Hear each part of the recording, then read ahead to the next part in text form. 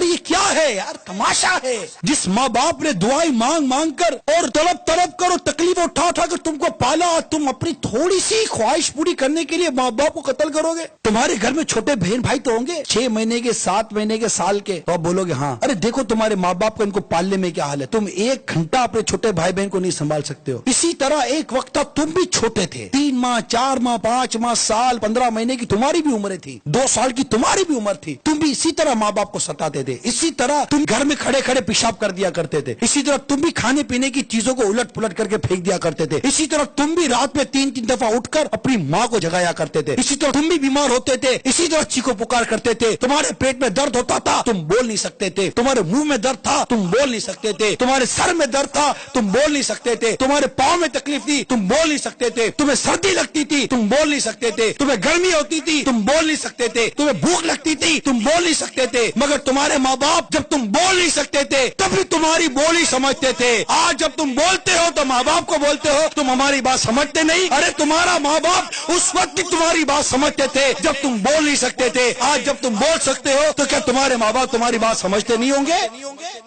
سمجھتے ہیں۔ ارے تم نہیں سمجھتے تمہارے ماں باپ تمہارے بارے میں کیا بھلا چاہتے ہیں۔ ارے اس ماں نے پیسہ روک کر کیا برا کیا تھا؟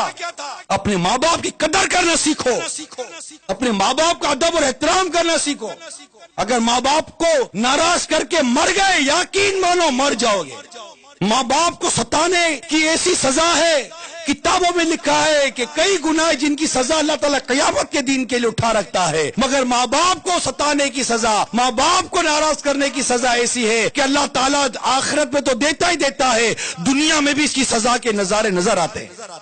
تباہ و برباد ہو جاتے ہیں ماں باپ کو ستانے والے۔